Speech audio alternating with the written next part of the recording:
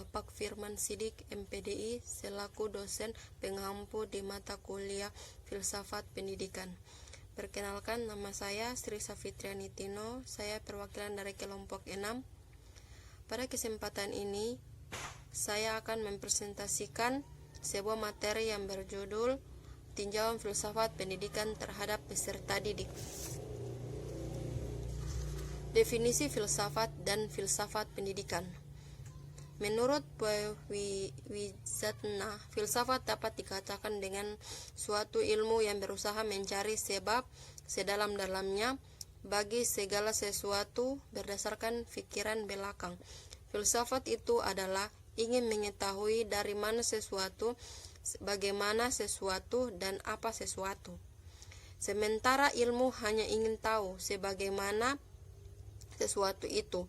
Lain halnya pula dengan agama, yaitu berupa menjelaskan mana yang benar dan mana yang buruk. Kebenaran sesuatu dalam agama adalah diwahyukan atau sesuatu itu tidak. Yang tidak diwahyukan itu harus dipercayai, harus ditaati. Dengan demikian agama itu hakikatnya adalah suatu kepercayaan. Filsafat itu juga dapat dibedakan dari segi yang statis dan segi yang dinamis. Dikatakan dinamis karena di mana pada akhirnya orang harus mencari kebijaksanaan itu dengan beraneka macam cara dan metode yang dimiliki dan kemampuan yang ada. Dan dikatakan statis karena orang dapat mencukupkan diri atau merasa cukup untuk sekedar mencintai kebijaksanaan tersebut. Akan tetapi, walaupun demikian, secara terperinci dan secara khusus, filsafat itu dapat diartikan sebagai sesuatu usaha yang mencari kebenaran yang sesungguhnya dari segala sesuatu yang kemungkinan ada, dan mencari hakikat segala sesuatu yang secara singkat dan dikatakan sebagai usaha mencari kebenaran yang hakiki.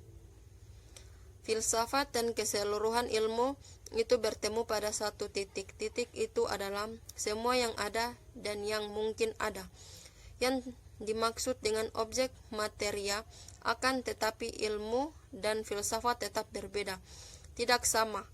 Karena berbeda pada objek formanya, objek forma ilmu adalah mencapai sebab sedalam-dalamnya, sedangkan objek forma filsafat adalah mencari keterangan yang sedalam-dalamnya.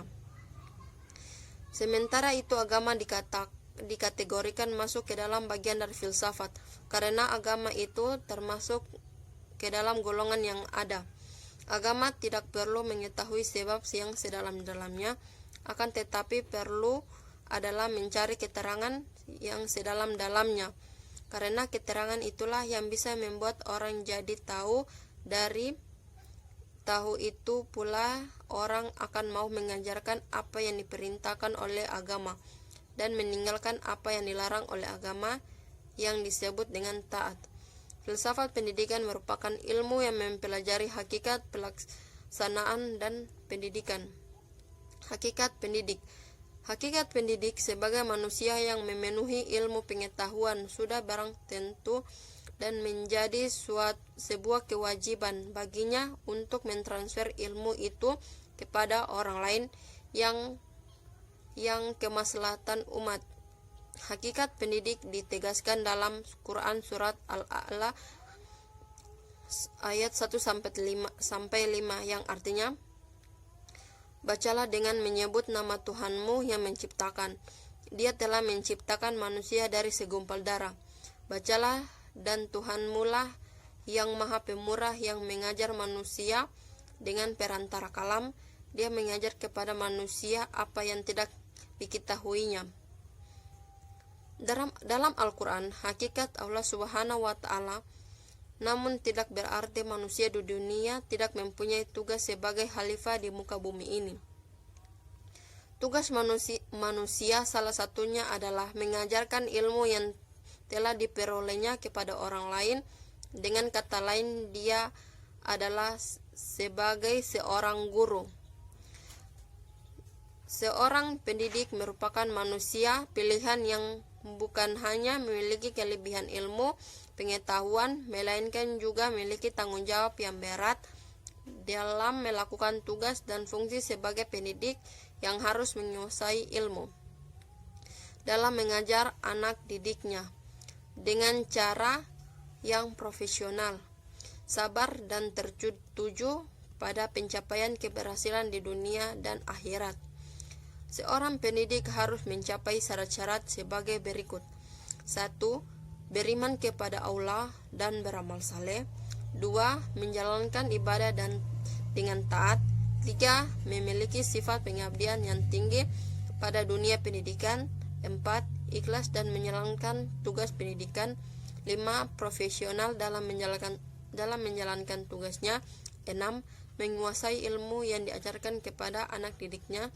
7. Tegas dan berwibawa dalam menghadapi masalah yang dialami anak didiknya. 8. Mampu menggunakan metode mengajar yang bervariasi dan Nah, itulah presentasi dari saya. Untuk presentasi selanjutnya itu akan dijelaskan oleh teman sekelompok saya. Wassalamualaikum warahmatullahi wabarakatuh.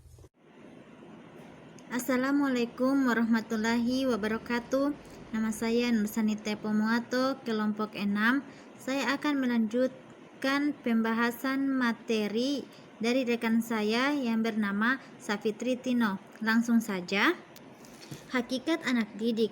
Anak didik merupakan etimologi berasal dari bahasa Inggris student, murid, dan berasal dari bahasa Arab tilmid, jamaknya talamidz. Murid talib al-ilm artinya menuntut ilmu, pelajar atau mahasiswa. Sedangkan dilihat dari kedudukannya, anak didik adalah makhluk yang sedang berada dalam proses perkembangan dan pertumbuhan menurut fitrahnya masing-masing. Anak didik atau peserta didik merupakan orang yang belum dewasa dan memiliki sejumlah potensi dasar atau fitrah yang perlu diperkembangkan. Peserta didik merupakan raw material, bahan mentah dalam proses transformasi dan internalisasi, menempati posisi yang sangat penting untuk melihat signifikasinya dalam menentukan keberhasilannya. Sebuah proses. Peserta didik adalah makhluk hidup yang mempunyai kepribadian dengan ciri-ciri khas yang sesuai dengan pertumbuhan dan perkembangannya.